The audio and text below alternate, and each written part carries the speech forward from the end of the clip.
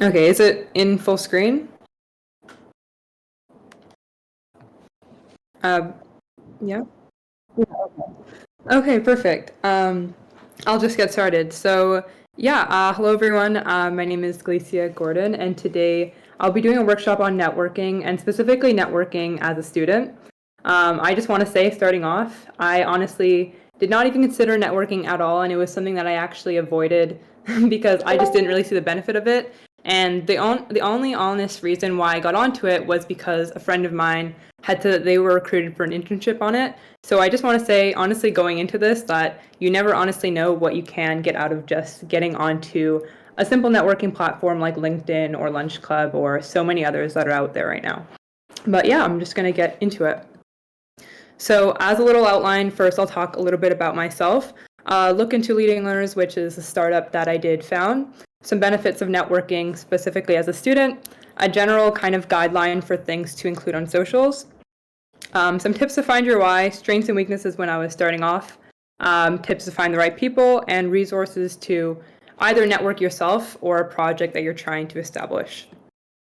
So starting off with myself, like I mentioned, we're a startup, Leading Learners, and we're also a platform that basically takes a centralized approach at student resources. So really tying together everything a student could need onto a singular place.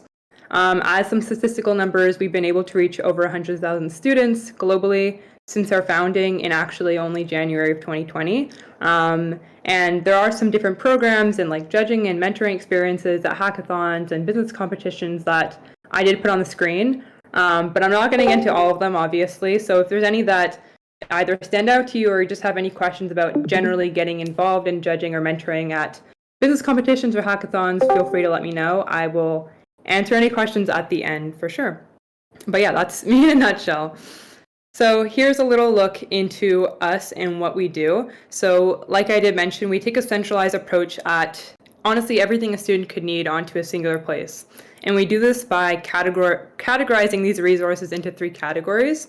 So we have first here resources that we consider to be honestly the most like basic resources for like math, biology, chemistry, English, or etc. And then materials we consider to be more so, I guess you could say, tangible items. So things that students could print out or write on, like classroom posters or organizational planning sheets where students can bottleneck, their final post-secondary decision. And then on tools, we consider that to be almost anything non-stationary, honestly. So things like 1 to 2 minute video toolkits or study timers that students can use to easily follow along. And yeah, that's us in a nutshell and what we do. So now getting more so specifically into networking, because that's what we're all here for. And this is going to take a little bit longer to explain. But like I did mention, starting off, I honestly didn't see the benefits at all of networking. So if that is you right now, I understand. It was honestly a little bit of peer pressure for the reason why I got on. So if I can at least convince you of the benefits, hopefully I can do some use. But first, starting off with benefits as a student yourself, the first one for sure is getting to know your interviewer's background or your recruiter's background.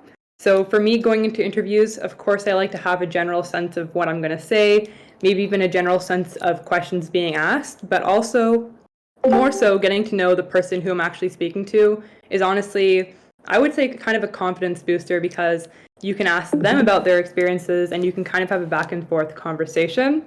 Second, getting a sense of previous hires or what companies are looking for. So I know many people, and probably yourself listening right now, have like a set company or 1 to 3 that you just really would like to work for sometime in your life.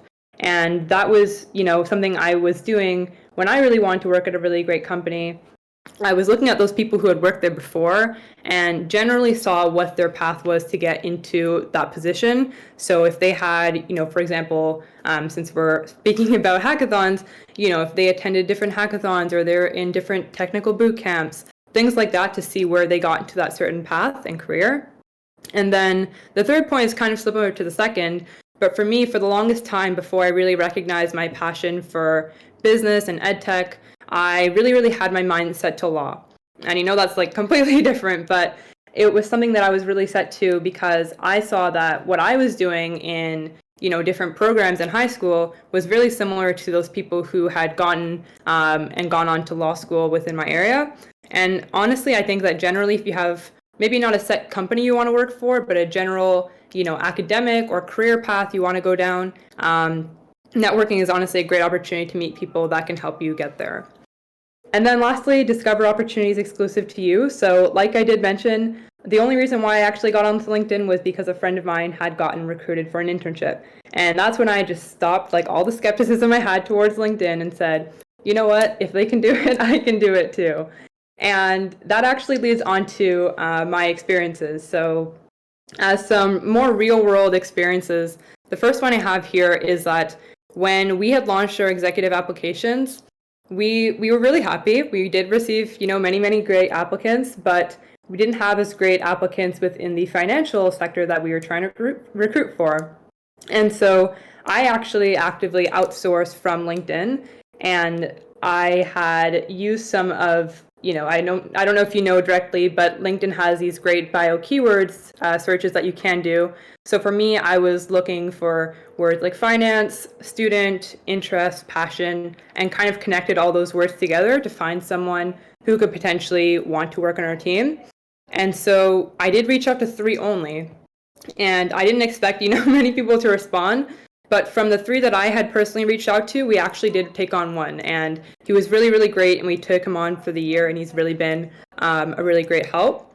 So that's my second point, actually, is that keyword searches, like I did mention with terms like interest, passion, whatever kind of sector, these are often used by employers or stakeholders. And like you just saw with my personal example, it's something that many, many people will do when they're trying to recruit great talent, and you never know when it can be you. And then lastly, it is very, very common nowadays, especially for people to say, I saw this on your LinkedIn, or I took a look at your LinkedIn. Could you tell me a little bit more about this? And I kid you not, this was the 3rd question I was asked in an interview for a smaller internship that I had just taken on kind of abruptly. She had said, I took a look at your LinkedIn. I saw that you like tutoring students. Could you tell me a little bit more about that? And that's the genuine question that people do ask. And I was honestly surprised. I didn't have a direct answer in the spot. But I think that even myself going forward is something that I would ask people if we are taking on great talent. So these general, guidelines, I would say, are quite helpful going into the long run. So next, I want to speak about things to include on socials. So if you want to take a screenshot, if you're online, or if you're in person, you want to take a photo. When I'm usually asked about what I should be including on these networking platforms, like I mentioned, LinkedIn, Lunch Club are the 2 immediate examples that come to my mind. There are a few things that you can do to just get the profile out there. So my first suggestions are starting off with your interests. So you may not have that many experiences, which is understandable, but LinkedIn and these networking platforms are great opportunities to get these experiences. So I think starting off with your interests by just generally stating what your, range of interests are in. So I can think of an immediate example being I have a wide range of interests within the digital marketing sphere, and getting into 3 different points. And then secondly, getting into a general overview of your experiences, maybe not necessarily within these certain fields that you have keen interest for, but just generally what you do have experiences on that you can speak about. So this can be anything in 2 to 3 sentences, maybe, just generally giving people the opportunity to see who you are as a person. And then third, this is kind of optional, but I do see many people doing it, especially when they're just getting onto a platform like LinkedIn, is that they state why they're on the platform. So some examples of things that I had put here, especially many first-year students, they'll say, I am a first-year student at this college or university looking to connect with other incoming first-year students. Or some other, objectives can be looking to work at different startups or expand digital marketing experiences, and so many others just specific to whatever your situation is. And then I usually say in platforms, especially like LinkedIn, to have sort of 3 to 4 larger experiences that you can really speak on.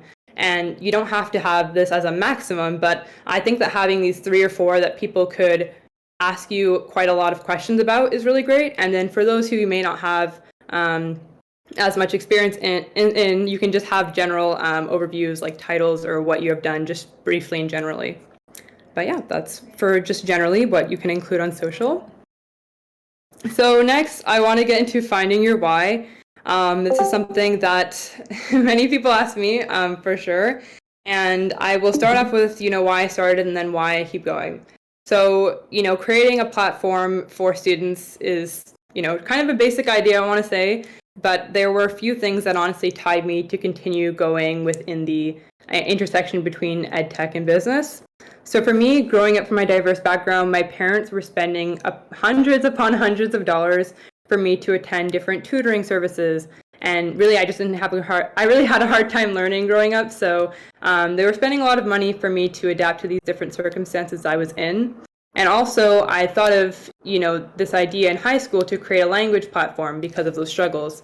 But I was, midway through high school, I thought of this idea, and I said, honestly, after high school, I have zero idea what I want to do. I don't know at all. And many of my friends, want to go down the path of sciences and go on to medical school. And my mom also being in medicine, I had experienced quite a lot of peer and family pressures when making my, career decision.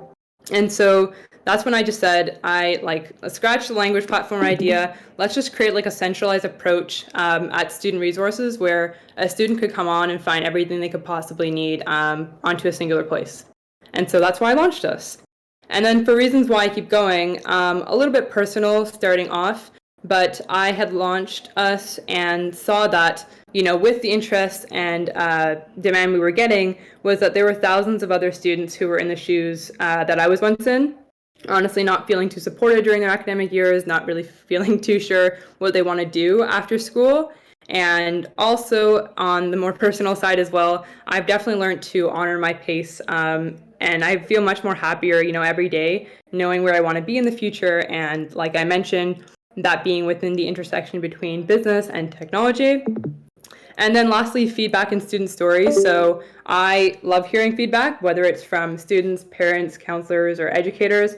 Honestly, hearing that feedback gives me and our team the drive to keep going every day and whenever times get tough, for sure.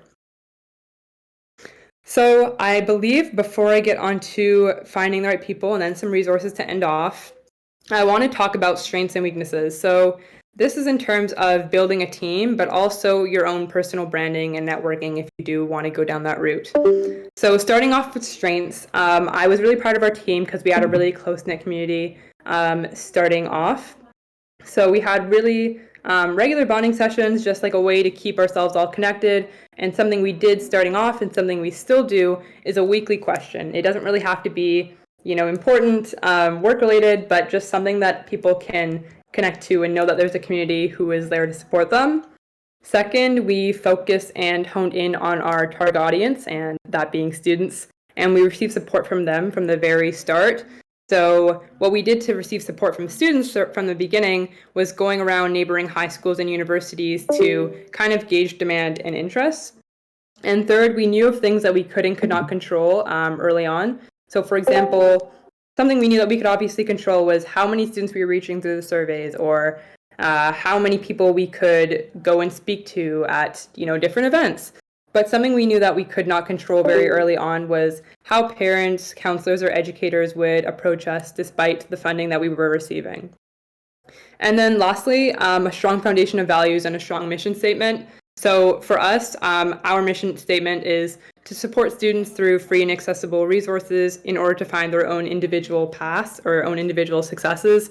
And I want to say that connects with every student, maybe every other student, but having that strong mission statement allows us all to really stay connected as a whole. So even if you're not networking a project per se, but you're just networking yourself, I think having something that people can remember you for is really, really valuable. Next, getting on to weaknesses. The first point here is just not that much confidence. I didn't have much confidence. I would not expect myself to be speaking right now. But because I was initially speaking to, government leaders within the education field, or educators, or parents who are twice or triple, my age at times, I was really, really just not that confident. And I did have my CEO beside me who was also not that confident. And the reason why we weren't that confident, which is my second point here, was that we did not have a professional front and we didn't really have a great way to establish our brand. And so what we had done eventually to solve that was we created a lot of one-pager guides. And within these one-pager guides, we would basically answer questions that people were asking us consistently, and we would have these, immediate answers or sort of like elevator pitches that we could easily give whenever we were asked. And then lastly, a little bit personal, but also very embarrassing. We didn't have a project management software for at least 3 months starting off. And I know that's like kind of embarrassing to share, but we didn't have even a Google Drive. We didn't have a Notion, Asana, Trello, nothing like that. There were documents everywhere. And even if you can just get a basic Notion page set up for whatever kind of project you're trying to make, I would recommend that 100%. But yeah, those are strengths and weaknesses. So next, getting on to finding the right people before I end off with resources. So there's this quote that I bring on almost every single workshop I give. And this is a quote by Meredith Mahoney, who had once said, "Know where you want to go and make sure the right people know about it." And this is a quote that I bring up a lot because I'm not too sure if I mentioned in this talk specifically, but starting off, it was just myself and my CEO for at least 3 months. And we didn't have anyone else. We actually didn't think about recruiting anyone else until we were beginning to feel overwhelmed. So I would say don't wait until that's, last minute. And honestly, with the right people beside you, it honestly helps a lot going forward with your long-term vision or goals for whatever you're trying to start. So another common question I get asked is, how do you find and network with the right people? So there are 5 points I have here, and they're all kind of different in their own ways. But starting off with closer friends, I want to address that for sure. So for me in business, because I do have a lot of times with my friends that I am honestly sharing a lot what's happening within business with them, I don't necessarily ask them for advice on a business decision I should make. That's just something personal. I actually ask them for input after I've taken that decision. And the reason why I do that is, like I mentioned, they're usually there with me the entire time. So I think that taking that action and then after allowing them to see that change does help with giving input. Second, reaching out through other people. So if you're not that confident, you can have, if you're within a team, have 1 communication representative or 1 to 2 external relation representatives who help with any sort of partnerships or external communication outside of your team. And then third, connecting with program participants. So you're already here, hackathons and so many other events nowadays, whether you're online or in person. So many events are amazing opportunities to connect with really great people. And then my last 2 points here are educators, lessons, and family connections. So family connections is a little bit, iffy. It does depend whether you do have some great connections that are either immediately within your family or maybe extended. But there are some times where you can honestly find those great people there. And then with educators' lessons, I would say throughout high school, I probably haven't learned too much that I can honestly think about today. I'm just going to be honest. But something that did help a lot was that nearing the end of high school, I didn't see many of my friends taking the opportunity to actually just speak with teachers. And so I had spent a lot of time with specifically English teachers. I don't know what it is about English teachers. I just love writing, and they had given me a lot of great advice with my academic path. And so even if you can just set up like a quick coffee chat with any professors, or if there are any high school students, I'm not too sure, setting up a call is a really great way to just get to know teachers and their experiences as well. So I'm going to end off this workshop now with resources on the logistical side, and then also some tools. So on the logistical side of things, whether you're establishing or networking a project or networking yourself, I think that when you're meeting new people or you're building a team, consider that time, as a time for team bonding as well. So understanding each other, why you're all here, what your strengths and weaknesses are as individuals, and what your long and short-term visions are. Second, spending time researching your target audience more than the potential outcomes. So starting off, I had this quote unquote crazy big goal to reach 500 students. And that was just kind of something silly because I wanted to double the amount of my graduating class. That was something very silly, but the reason why I feel like we've honestly, surpassed that so much more was that we were focusing on students directly and how they were actually struggling and how we could best support them.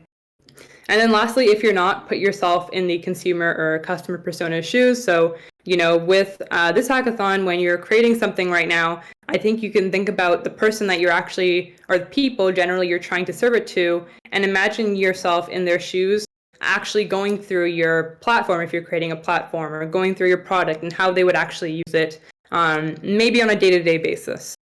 And then on tool side of things, another question I get asked a lot is like, how do I learn the very basics of business? So Patreon is a really great accounting management software I would recommend for sure. But aside from their software, they do have an amazing catalog of blogs and articles that teach you like the very basics of accounting, management, business operations, and so many more topics. And they have really great infographics like the one I did put on the screen. But starting off, they are a great resource for sure. Canva is an accessible design platform that I'm sure many of you know of. But something I like about Canva specifically for those who are just starting off networking a project is that you can print out, the designs that you make on paper, cardstock, t-shirts, and so many more designs for really a relatively low cost just starting off. And then also another thing about Canva is that I did mention here the brainstorming sheets. So something our team likes to do is something I personally coined brain splattering. So basically we all get onto like a singular PowerPoint-esque presentation, and we can all hop on at the same time and just release all our thoughts for 30 to 45 minutes and just see what we get out of it. And it helps a lot, quite honestly. And then lastly, ending off, I want to say that if you're still a student right now, definitely researching some good search queries like free tools for students or free student technology in your city, your region, state, province, or even country if you're representing your entire country, or even Tech for Good are some good initial search queries to get some good discounted tools. So just starting off, like on the top of my mind, some tools that I know give discounts for students are Notion, Canva if it's for your entire school, and so many more others that I just honestly can't think of at the top of my mind. Google for sure, with their ads grant, and yeah, there are so many that I would recommend. But if you can get any, then you for sure try to as well. But yeah, that is all I have for this workshop. So thank you so much for listening. We just finished before the 2:30, so that's great too.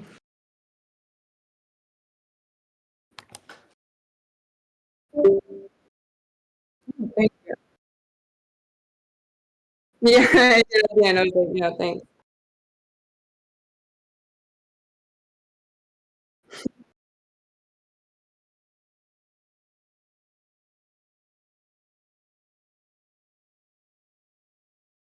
Yeah, thank you so much.